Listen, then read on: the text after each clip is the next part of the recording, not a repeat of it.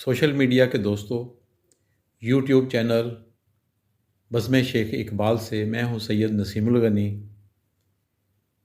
आज हम एक नया सिलसिला शुरू कर रहे हैं जिसमें हम ऑडियो में प्रोफेसर डॉक्टर शेख मोहम्मद इकबाल की किताबों से इंतखाब आपकी खिदमत में पेश करेंगे। सबसे पहले आपकी खिदमत में पेश कर रहा हूं कब रात बसर होगी, प्रोफेसर डॉक्टर शेख मोहम्मद इकबाल की किताब जो कि माहनामा सफ़ेद छड़ी के इदारियों पर मुश्तमिल है, उससे इंतखाब। सबसे पहला उसमें जो मज़मून है वो है इबादत बर्क की करता हूँ और अफसोस हासिल का। क्या आप चाहते हैं जब आप कार जहाँ से थक हार कर अपने घर लौटें तो वो आपको प्यार से अपनी आगोश में ले ले, और जब आप बिस्तर पर लेटें तो नींद खुद आकर आपको लोरियां देने लगे और ऐसे ख्वाब अता करे जिसकी ताबीर भी दिलकश हो। जब आप सुबह सवेरे बेदार हों तो सूरज की पुरसकून किरणें आपके कशकोल हयात को भर दें, ताज़ा हवाएं आपके लिए जिस्म जाँ की सारी लज़्ज़तें ढेर कर दें। हुस्न अपनी तमाम जलवा सामानियों के साथ आपके मतले नज़र पर तुलू हो और मोहब्बत अपनी तमाम शेरीनियाँ और हलावतें आपके दामन में डाल दे। शायद ये सब कुछ आपकी और मेरी दिली ख्वाहिश है कि ज़िंदगी आसान हो और खौफ व ख़तर के साए काफूर हो जाएं। जब मैं दीवाने गालिब पढ़ रहा था तो एक नुस्खा मेरे हाथ लगा और मुझे यूँ महसूस हुआ कि ज़िंदगी तो एक बहुत बड़ी नेमत है। हमारे रब ने हम पर जितने करम किए हैं, अगर हम इनका शुमार करने लगें तो सारे आदाद दम तोड़ जाएं। सच ही तो इरशाद हुआ है कि तुम मेरी कौन कौन सी नेमतों को झुटलाओगे। तो फिर ऐसा क्यों है कि हम हमा वक्त ज़िंदगी के शाकी दिखाई देते हैं। हमें आसमान अपना हरीफ और ज़मीन अपनी रकीब दिखाई देती है। हमें ऐसा महसूस होता है कि शायद ये ज़मीन, ये आसमान, ये फ़िज़ाएँ, ये घटाएँ, ये हवाएँ अफ़वाज गनीम हैं और हमें शिकस्त देने के लिए हमा वक्त महव फ़िक्र हैं। कभी हम तकदीर का मातम करते हैं तो कभी किस्मत का गिला, कभी हमें अपने खालिक से शिकायत होती है तो कभी मखलूक खुदा से। हम रंजीदा खातिर दिखाई देते हैं, हम चीख उठते हैं, सफ़े मातम बिछी हुई दिखाई देती है, और वैसे भी हम मौत की आगोश में हमेशा हमेशा के लिए सो जाना चाहते हैं। हमारा जहन मफलूज हो जाता है और एहसास अपनी तमाम तवानाइयाँ खो बैठता है और हम न्यूरोटिक हो जाते हैं। यूँ लगता है कि हम अपने आप ही से खफा हैं। ऐसे में हम बहार को ख़िज़ां, गुल को खार और दिन को रात तस्वुर कर लेते हैं। हमारा रवैया मनफी हो जाता है, लेकिन इस तमाम ज़हनी इज़्तिराब के बावजूद ये तौफ़ीक हमें कम ही हासिल होती है कि हम सूरत हाल का मारूज़ी तज्ज़िया करें, अपने गिरेबान में झांकने और कभी अपने अमल का हिसाब करने की इखलाकी जुर्रत से भी सरफराज हों। हम दूसरों को मोरद इल्ज़ाम ठहराने की बजाय कभी ये भी सोचें कि इस सूरत हाल में हमारा क्या किरदार है। कहीं ऐसा तो नहीं कि इज़्तिराब व परेशानी की ये सरचश्मे खुद हमारी ज़ात से फूट रहे हों। मायूसियाँ और हिरमा नसीबी खुद हम अपनी ज़ात के मादन में तलाश कर रहे हों, लेकिन यह शायद मुमकिन नहीं। मुमकिन इसलिए नहीं कि ये रोग बहुत पुराना हो चुका है। हमारी आँख बिनाई खो बैठी है, हमारे कान समाअतें गुम कर चुके, हमारा लम्स जवाब दे गया, और यूँ हमारी सोच भी हमारे लिए कोई राह तलाश ना कर सकी। लेकिन इरशाद बारी ताला है, ला तकनतु मिन रहमतिल्लाह। चुनाचे अल्लाह ताला की रहमत से मायूस होने की कोई गुंजाइश नहीं, और अगर सिर्फ यही नुक्ता नूरी हमारी ज़िंदगी में रोशन हो जाए तो हम जुल्मतों के गिरेबान चाक कर सकते हैं, खुद अपनी मुनाफ़क़तों के ज़िंदान से निकलकर आज़ाद फ़िज़ाओं में सांस ले सकते हैं। लेकिन ये सिर्फ़ और सिर्फ उसी वक्त मुमकिन है कि हम अपनी ज़िंदगी के तज़ादात से गुलू खुलासी हासिल कर सकें और हकीकत की आँख में आँखें डाल लेने की जसारत पैदा कर सकें, सच बोल सकें, सच और सिर्फ सच, सच के सिवा कुछ नहीं। ये इंतहाई मुश्किल मरहला है, लेकिन जानकुनी के عالم میں کون ہے جو اپنے دل و دماغ کی تمام صلاحیتوں کو بروئے کار لا کر بچنا نہیں چاہتا؟ سوال یہ ہے کہ کیا ہم زندہ رہنا چاہتے ہیں یا مر جانا چاہتے ہیں؟ ہم اجالوں کے پجاری ہیں یا اندھیروں کے شناخواں؟ ہمیں خزاں سے محبت ہے یا بہار سے تعلق خاطر؟ یہ سوال ہمیں اپنے آپ سے پوچھنا ہوگا، بار بار پوچھنا ہوگا، خلوت میں، غصے میں، پیار میں، اور یقیناً ہمیں جواب ملے گا کہ اپنی اپنی تمام مشکلات کے ذمہ دار ہم خود ہیں، کیونکہ ہم نے اپنی ترجیحات کو بدل دیا ہے، اپنی اقدار کو خیر باد کہہ دیا ہے۔ چند تضادات جو ہماری روح رواں بن چکے ہیں اور جنہیں ہم تہذیب و شائستگی کی معراج سمجھتے ہیں، ان کی سمت چند اشارے ہی کیے جا سکتے ہیں۔ کیا ہمیں یقین ہے کہ سچ میں بڑی قوت ہے؟ اگر ایسا ہے تو ہم ہر وقت دروغ کی قوتوں کے سامنے سجدہ ریز کیوں دکھائی دیتے ہیں؟ ہم جانتے ہیں کہ امیر شہر کس طرح امیر شہر بنا ہے، لیکن پھر اس کی شان میں قصیدے لکھے جانے کی روش کیوں ترک نہیں ہو سکتی؟ غریبوں کے خون پسینے کی کمائی پر استوار شدہ محلات ہمیں ھذا من فضل ربی کیوں نظر آتے ہیں؟ ہم بد دیانت افراد کو جھک جھک کر کیوں سلام کرتے ہیں؟ بچھے بچھے کیوں چلے جاتے ہیں؟ ہمیں معلوم ہے جب کسی پر افتاد پڑتی ہے تو کیا بیتتی ہے۔ ہمیں اقربا پروری، دوست نوازی اور احباب پرستی کی روش کو دیکھ کر ذہنی اذیت ہوتی ہے، لیکن جب خود ہم کسی منصب پر متمکن ہوتے ہیں تو اس صورتحال سے دو چار کیوں ہو جاتے ہیں، اور یہ کیوں بھول جاتے ہیں کہ اب ہمارے طرز عمل سے بالکل وہی اذیت کسی اور کو پہنچ رہی ہوگی جس کی ہم چیخ چیخ کر دہائی دیتے رہے تھے۔ اس صورتحال ہی کو غالب نے برق کی عبادت کہا تھا۔ یہ عبادت برق یوں تو ہماری پوری زندگی کی روح رواں ہے، لیکن انسانی تعلقات میں اور باہمی رویوں میں اس طرز عمل نے انتہائی گھناؤنی صورت اختیار کر لی ہے۔ ہم نے اپنے سماجی تعصبات کو مذہب کا لبادہ پہنا دیا ہے۔ بعض توہمات ہمارے لیے عبادت کا درجہ حاصل کر چکے ہیں۔ یہ صورتحال انتہائی المناک اس وقت ہو جاتی ہے جب ہنستے کھیلتے چہرے زندگی سے ہاتھ دھو بیٹھتے ہیں۔ اس طرز عمل نے مذہبی تعلیمات کو جس طرح مسخ کیا ہے، اس کے تصور ہی سے جی لرز اٹھتا ہے۔ ازدواجی زندگی اس صورتحال سے ناقابل برداشت ہو گئی ہے۔ کوئی فرد اپنی مرضی کے مطابق اپنا اسلوب حیات نہیں تراش سکتا، اور کسی کو یہ اجازت نہیں کہ وہ ایک دفعہ کے فیصلے پر نظر ثانی کر لے۔ بظاہر ہمارا معاشرہ اسلامی معاشرہ ہے اور کسی پر جبر کا قائل نہیں، لیکن اس صورتحال میں جو تضادات پائے جاتے ہیں وہ انتہائی قابل مذمت ہیں۔ ایک طرف ابلاغ عامہ کے ذریعے دن رات محبتوں کا پرچار کیا جاتا ہے اور جھوٹے رسم و رواج کا پردہ چاک کرنے کی مقدور برسائی ہوتی ہے، اور ایسے میں سامعین اور ناظرین ہیرو اور ہیروئن کے ساتھ اپنی بھرپور ہمدردیوں کا اظہار کرتے ہیں۔ جب دو دلوں کا میل ذات پات، غربت و امارت کے باعث نہیں ہو پاتا تو آنکھیں آبدیدہ ہو جاتی ہیں۔ تمام تر ہمدردیاں ہیرو اور ہیروئن کے ساتھ ہوتی ہیں۔ جی چاہتا ہے کہ جاگیردارانہ طرز عمل کے حامل اشخاص کو تہہ تیگ کر دیا جائے۔ جب ہیرو اور ہیروئن رات کی تنہائی میں گھر سے نکل رہے ہوتے ہیں تو ناظرین اور سامعین انہیں دعاؤں سے رخصت کرتے ہیں، ان کے ساتھ ساتھ چلتے ہیں اور انہیں ہر بلا سے محفوظ دیکھنا چاہتے ہیں۔ جب کبھی محبت کے جذبوں کا اظہار ہوتا ہے تو سب نہال ہو جاتے ہیں اور ہر صورت میں دو دلوں کا ملاپ چاہتے ہیں، اور بلند بانگ انداز سے یہ کہتے ہوئے سنائی دیتے ہیں کہ خدایا، یہ ظالمانہ رسوم و رواج کب ختم ہوں گے، ذات پات کی تفریق کے بت کب پاش پاش ہوں گے۔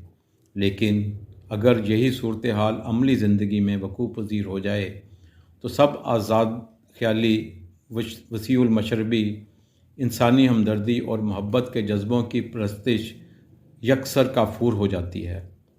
وہی باپ، بھائی، ماں اور دیگر رشتہ دار جو فلموں اور ڈراموں میں پھوٹ پھوٹ کر رو رہے ہوتے ہیں، اب غیظ و غضب کی تصویر بن جاتے ہیں اور محبت کرنے والوں کا گلا گھونٹنے میں آگے آگے دکھائی دیتے ہیں۔ وہ اپنی عزت کا سودا نہیں کر سکتے۔ ان کی بیٹی اور بہن کسی کو چاہے، یہ کیسے ممکن ہے؟ محلہ کیا کہے گا؟ شہر والے کیا کیا باتیں کریں گے؟ خاندان کی عزت خاک میں مل جائے گی، اور اب وہ محبت کرنے والوں کے خرمن مسرت پر بجلی بن کر ٹوٹتے ہیں اور راکھ راکھ کر دیتے ہیں۔ یہ تضاد کتنا دلچسپ اور کتنا فکر انگیز ہے۔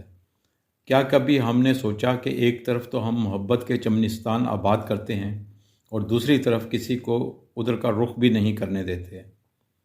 تازہ ہوا کے جھونکے تو چلانا چاہتے ہیں، لیکن یہ نہیں چاہتے کہ کوئی ان سے زندگی حاصل کرے۔ اسی تضاد پر کیا موقوف ہماری زندگی تو سراپا تضاد دکھائی دیتی ہے۔ اس کی وجوہ کچھ بھی ہوں، لیکن صورتحال دعوت فکر دیتی ہے۔ ایک طرف تو ہم مخلوط معاشرہ قائم کرنا چاہتے ہیں، اور دوسری طرف ہم اپنے رسوم و رواج کی دنیا بھی آباد رکھنا چاہتے ہیں۔ ہم چاہتے ہیں کہ وہی کچھ ہو جو ہمارے صدیوں کے تعصبات نے ہمارے دل پر رقم کر دیا ہے۔ مرد و زن، طلبہ و طالبات، کالجوں، اسکولوں، دفتروں اور فیکٹریوں میں کام تو کریں، لیکن ایک دوسرے سے متاثر نہ ہوں، ایک دوسرے کو چاہنے نہ لگیں، ایک دوسرے سے روابط استوار نہ کریں۔ کہیں ان میں ذہنی ہم آہنگی پیدا نہ ہو جائے، کہیں وہ آزادانہ فیصلے نہ کرنے لگیں، زندگی کے ساتھی نہ تلاشنے لگیں۔ عجیب تضاد ہے، ایسا تضاد جس نے ہمارے معاشرے کو تباہ و برباد کر کے رکھ دیا ہے۔ اس میں کلام نہیں کہ اسلامی اقدار مخلوط معاشرے کی اجازت نہیں دیتی، لیکن ہماری رائے میں اسلام سب سے بڑا عملی اور سماجی طرز حیات ہے، جس میں انسانی تعلقات کو بڑی اہمیت حاصل ہے، جس کے مطابق یہ ممکن ہی نہیں کہ کوئی شخص اپنے بیٹے اور بیٹی کا رشتہ یا ازدواج ان کی مرضی کے خلاف استوار کر دے۔ ضروری ہے کہ نوجوان لڑکی اور لڑکا پورے ہوش و حواس کے ساتھ رشتہ قبول کریں، لیکن یہ سب ایک رسم بن کر رہ گیا ہے۔ سب کچھ خود طے کر لینے کے بعد محض فیصلہ صادر کر دیا جاتا ہے، اور آڑ بزرگی میں اقدار اور مذہب کی لے لی جاتی ہے۔ یہی وجہ ہے کہ ہمارے معاشرے میں بے اطمینانی، اضطراب اور لا یقینی اپنی جڑیں گہری کر چکے ہیں، اور زندگی کا مزہ جاتا رہا ہے۔ مذہب اسلام سراپا رحمت اور سراپا محبت ہے، لیکن ہمارے دقیانوسی رویوں نے اس کی انتہائی تکلیف دہ صورت تلاش لی ہے۔ حضرت صلی اللہ علیہ وسلم کی حیات طیبہ ہمارے لیے نمونہ ہے۔ انہوں نے اپنے ازدواجی تعلقات استوار کرتے وقت بنیادی انسانی اقدار کا احیاء فرمایا اور ثابت کیا کہ ازدواجی رشتے محبتوں کے رشتے ہوتے ہیں، اور اس میں کردار کو اولین اہمیت حاصل ہے۔ ایک طرف حضرت خدیجہ رضی اللہ تعالیٰ عنہ سے ازدواجی تعلقات استوار کر کے، اور دوسری طرف حضرت عائشہ رضی اللہ تعالیٰ کو رشتہ ازدواج میں منسلک کر کے یہ ثابت کیا کہ ازدواجی تعلقات میں عمر کی کوئی اہمیت نہیں۔ یہ تو ایک باہمی رضاکارانہ فیصلہ ہے، جس پر اثر انداز ہونے کا حق کسی کو حاصل نہیں۔ پی ٹی وی نے بانو قدسیہ کا ایک ڈرامہ امر بیل پیش کیا، جس میں ایک کم سن بچی کے ایک معمر انسان کے لیے محبت بھرے جذبات کی عکاسی جس بھرپور انداز سے کی گئی ہے، وہ اپنی جگہ ایک بہت عمدہ کاوش ہے اور دعوت فکر ہے۔ انٹرمیڈیٹ کے طلبہ و طالبات کیتھرین اور مسٹر چپس کے ازدواجی تعلقات کا ذکر جھوم جھوم کر کرتے ہیں۔ دونوں میں عمر کا کم و بیش 25 سال کا تفاوت ہے، لیکن دونوں ایک بھرپور اور قابل رشک زندگی گزارتے ہیں۔ لیکن اگر یہی صورتحال عمری زندگی میں پیش آ جائے تو خداوندان عقل و خرد عرصہ حیات تنگ کر دیں، عوام الناس وہ افسانے تراشیں کہ زندگی اجیرن ہو جائے، تمسخر اور طنز کے تیر اس انداز سے چلیں کہ محبت کی دیوی دم توڑ دے، خلوص کے رشتے گناہ عظیم کی صورت اختیار کر لیں۔ یہی نہیں بلکہ اس حوالے سے کچھ اور تضادات بھی اصحاب فکر و دانش کے لیے دعوت فکر ہیں۔ مذہب اسلام نے جہاں دو دلوں کے ملاپ کو روا رکھا ہے، وہاں دو دلوں کے افتراق کو بھی جائز گردانا ہے۔ طلاق ناپسندیدہ صورتحال صحیح، مگر بعض حالات میں انتہائی ضروری ہو جاتی ہے، لیکن معاشرتی رویے یہاں بھی حائل ہو جاتے ہیں اور ایسی مشکلات پیدا کر دیتے ہیں کہ ازدواجی زندگی جہنم بن کر رہ جاتی ہے۔ شوہر اور بیوی ذہنی اختلافات کے باوجود ڈھونگ رچانے پر مجبور ہیں، حالانکہ اس کی اجازت نہ مذہب دیتا ہے نہ اخلاقیات کہ ذہنی بلکہ جسمانی اشتراک بھی ختم ہو جائے تب بھی معاشرتی رویوں کے قہر کے باعث ازدواجی زندگی کا ڈرامہ جاری رہے۔ مجھے معلوم ہے کہ ایک جوڑا طلاق کے باوجود 10-12 سال ایک ہی گھر میں رہنے پر مجبور ہوا، اس لیے نہیں کہ کوئی معاشی مسائل تھے بلکہ یہ کہ زمانہ کیا کہے گا، لوگ کیا سمجھیں گے۔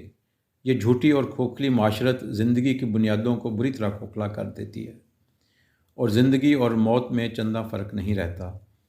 اگر کسی عورت کو طلاق مل جائے تو معاشرہ یوں محسوس کرتا ہے کہ اس کی عزت و آبرو سرے سے رہی ہی نہیں، اسے قبول کرنے کا تو سوال ہی پیدا نہیں ہوتا۔ مطلقہ خاتون پر جو ستم ٹوٹتے ہیں اس کی کہانی جتنی دردناک ہے اتنی ہی کہانی اس خاتون کی دردناک ہے جس کا شوہر وفات پا گیا ہے۔ چاہے بیوہ نوجوان ہو تب بھی معاشرتی رویوں کے ناخدا اسے دوسری شادی کرنے کی اجازت نہیں دیں گے۔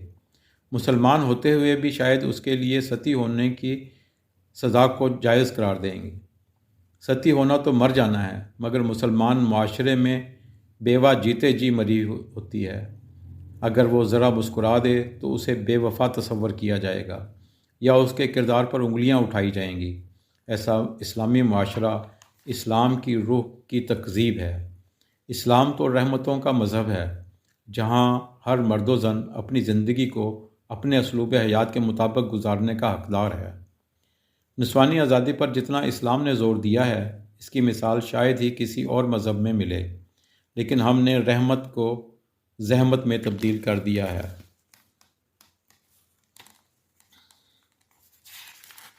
زندگی موت کے حوالے کر دی ہے، نور کو ظلمتوں کی بھینٹ چڑھا دیا ہے، اور اس کی بڑی وجہ یہ ہے کہ قول و فعل کے تضاد نے ہم سے انسانی جذبے ہی چھین لیے۔ اس میں ایک انتہائی اندوہناک صورت اور بھی ہے۔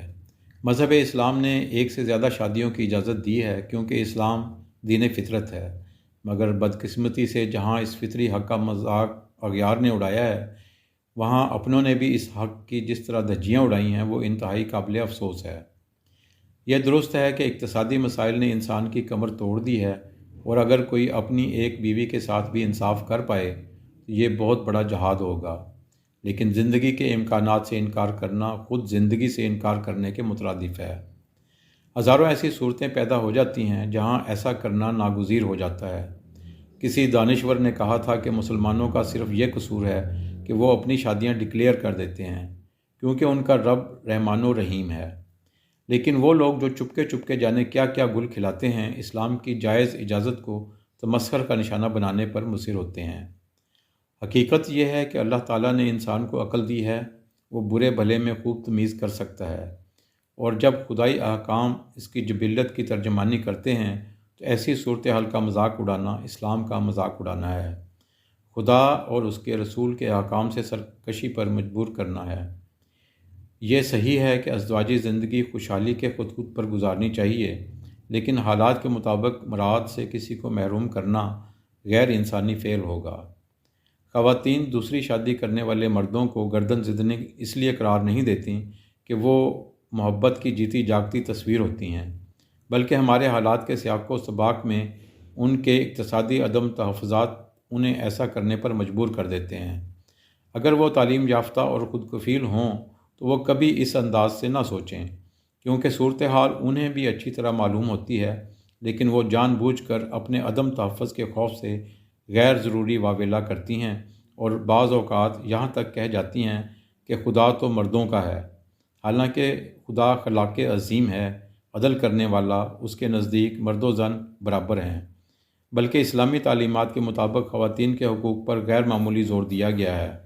ایسے خدا کو غیر منصف کہنا کلمہ کفر ہوگا، اگرچہ یہ کلمہ کفر بڑی حد تک جہالت اور خود غرضی کی پیداوار ہوتا ہے۔ اگر معاشرتی رویوں کے تضادات کی لسٹ تیار کی جائے تو وہ بے حد و بے حساب ہیں، اور اس کی وجہ یہ ہے کہ ہم نے اسلام کو دل سے اور اس کی صحیح روح کے مطابق بوجوہ قبول نہیں کیا، یا ہم حقیقی اسلامی تعلیم سے آگاہ نہیں۔ ہم نے بیرونی تہذیبوں اور ثقافتوں سے متاثر ہو کر اپنی شکل ہی بگاڑ لی ہے، نہ ہم مشرقی، نہ غربی، اور نہ ہی کوئی ماضی نہ مستقبل۔